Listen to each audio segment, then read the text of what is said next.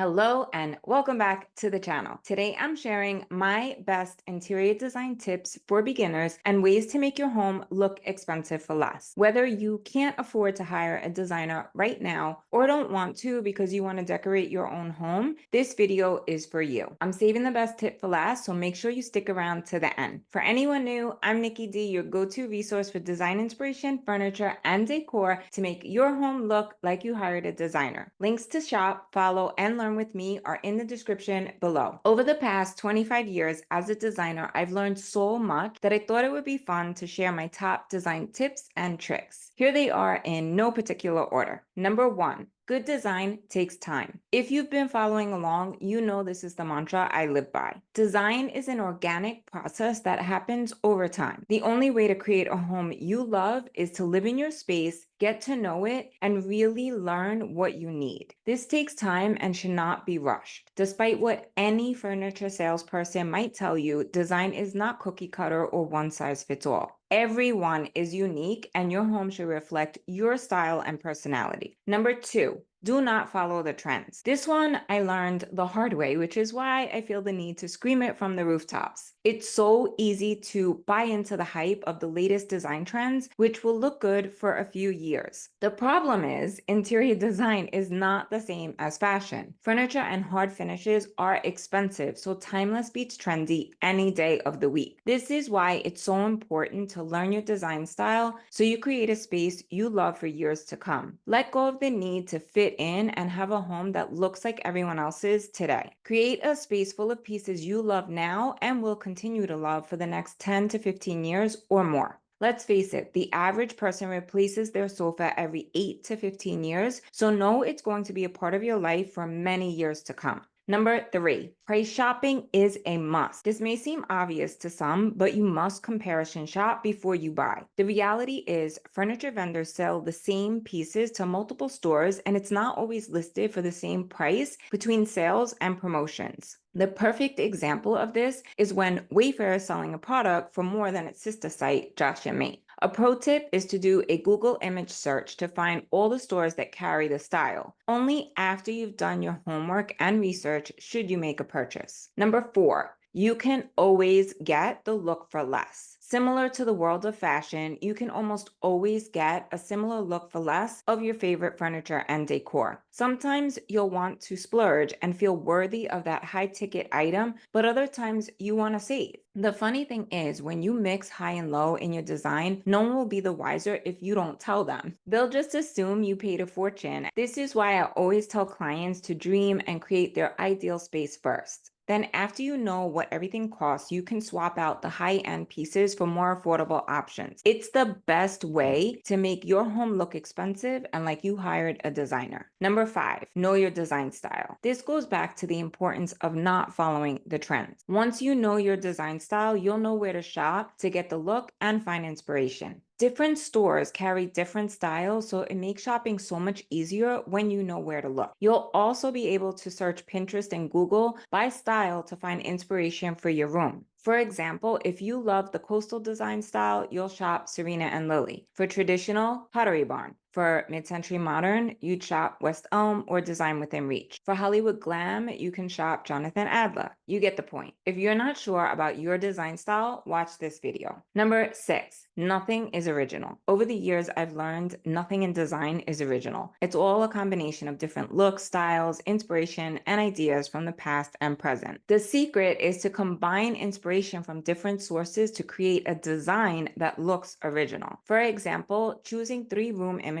with the look and feel you want to create will help guide your decisions. Combining the look of multiple spaces will create an original design that's unique to you. For the record, buying the furniture set off the showroom floor will not create a designer home. Number 7, shop multiple stores. You want to curate an original space. Shopping at multiple stores will help you create an original design and can save you money. It may be easier to shop from one location, but think of the satisfaction you'll have when you create a space that no one else has. There's no better feeling than walking into a home that looks and feels like you. Number 8, Pinterest is your design bestie. When it comes to designing your home, Pinterest will be your BFF. Not only is it full of an abundance of ideas and inspiration, but it will help you keep everything organized in one place. There's nothing worse than pulling a product and forgetting where it's from. Saving it to Pinterest as you go will spare you hours of wasted time trying to find it again. Trust me, it has happened to me so many times. For example, if I'm designing a contemporary living room, I would do an image search on Pinterest and Google to get inspiration. I would then create a board and save those images to the Pinterest board. I would also save the furniture links so that when I'm ready to buy, everything is all in one place. Number 9, inspiration is everywhere. Aside from Instagram and Pinterest, there are so many places to get inspiration.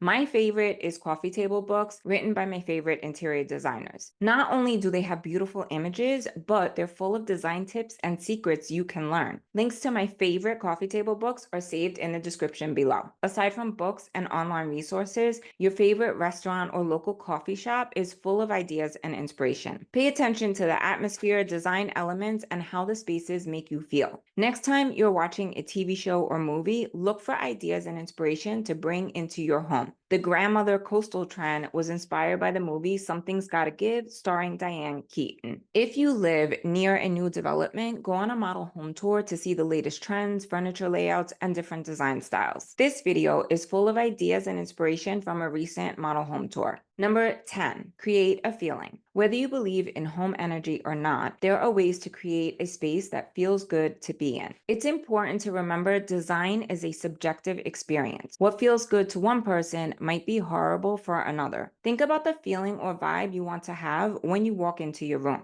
Whether you want it to feel inviting and warm, peaceful and calm, or light and airy will determine your design choices. It's best to choose 3 words to describe how you want your space to feel from the beginning. There's a link in the description below for the designer ebook beginner's guide to help you walk through the process. Number 11, don't piecemeal your design. This is a mistake I see so many clients make. When designing a space, you need to look at everything as a whole, not individual pieces. The average person starts shopping for a sofa and that's all they see. Then they move on to the coffee table, working piece by piece until they finish the room. The problem with working this way is that nothing relates to each other because there's no common theme. The best way to visualize your room is to bring all the pieces into Canva so you can see how they all work together. This goes back to our mantra, good design takes time. If you're enjoying this video so far, please give it a like and subscribe to the channel. I drop a new video every Sunday that I really think you'll enjoy, so hit the bell to get a notification. Number 12, planning is a must. Before shopping for any furniture, you must measure your room and create a floor plan. It's the only way you'll know everything will fit and you'll avoid returns. Once you have your dimensions in the computer, you can try different layout ideas to find the best one for your room. It's much easier than taping out the furniture or moving it all around. If you don't have the luxury of time when moving to a new home or apartment, ask for the room dimensions so you can start planning the vibe and layout before you move in. Depending on your timeline and situation, you may be able to start ordering so the furniture gets delivered around your move-in date. For help measuring and creating your floor plan, download the free step-by-step PDF guide in the description below. Trust me, you'll avoid returns and save money in the long run.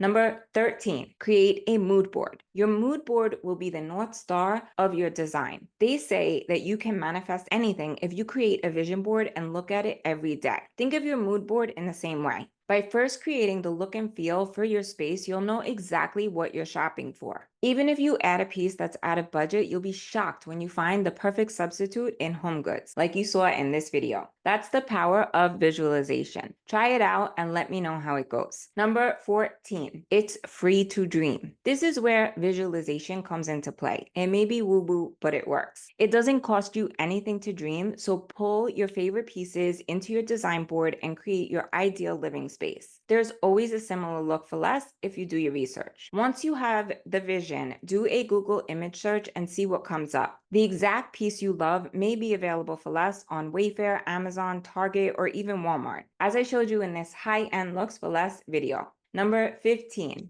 don't underestimate Walmart. I know it sounds crazy, and depending on where you live, Walmart may not be your go-to resource for furniture and decor. Here in New York, my students are in shock when I tell them that Walmart can be a resource for everything trending. Having spent several years behind the scenes designing for Walmart, I totally get it. The affordable prices were a result of the volume purchased, not a lack of quality. We shopped Europe and the latest trends when creating the designs that go into the store. The design process was intense, to put it mildly. Number 16, performance fabric is a must. Furniture is an investment, and the best way to make sure it lasts is with performance fabric. It's especially important if you entertain or have kids and pets. Names to look out for are Krypton, Umbrella, and Revolution, to name a few. Yes, it will cost a little bit more, but you'll be so grateful after that first fill comes out with ease. Number 17, lighting is the jewelry of a room. Layered lighting is one of the easiest ways to make your home look expensive. This can be as simple as changing out the dated boob light for a chandelier or adding table lamps for ambience and atmosphere. Look at any designer space and you'll see multiple light sources from general to task and accent lighting. Don't forget to put them on a dimmer switch so you can set the mood any time of day. Watch this video to learn how to layer the lighting in your room. Number 18, texture will keep your room from feeling flat. Layers of texture in your room will add dimension and keep it from feeling flat. It's an affordable way to make a big impact.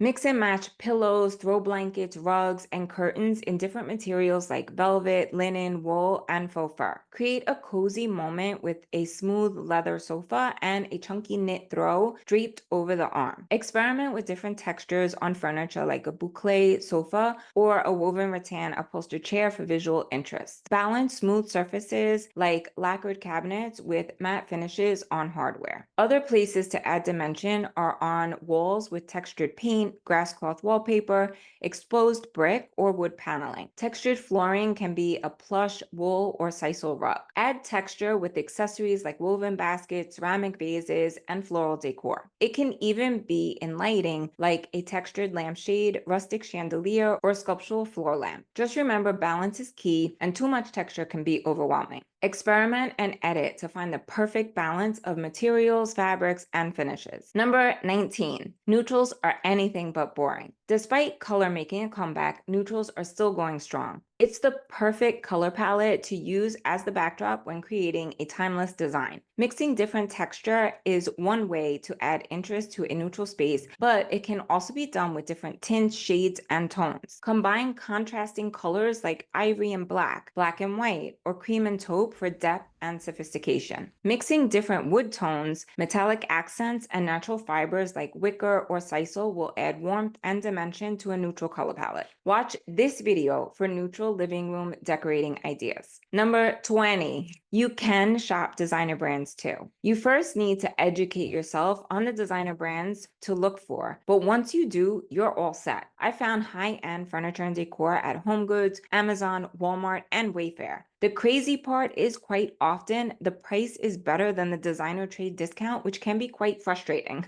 I learned this early in my design journey after pricing designer pieces directly from the manufacturer. It goes back to what I said about Walmart and the volume they buy. When it comes to trade discounts, furniture stores get a better rate than the average solopreneur designer. What this means for you is that if you know what to look for and where to shop, you could get a designer look without the extra service fee. That's great news for you and bad for the designer. Number 21, there can only be one star of the show. In the world of interior design, just like on a stage, there can only be one true star of the show. This doesn't mean that your room has to be boring, but it means that you need a clear standout piece plus the supporting cast. When you have too many focal points, your eyes get pulled in different directions, creating a sense of chaos and overwhelm. A clear star of the show will make a bold statement while adding drama and personality. The piece you choose should be a reflection of your unique style. This can be an oversized painting, dramatic chandelier, or sculptural furniture.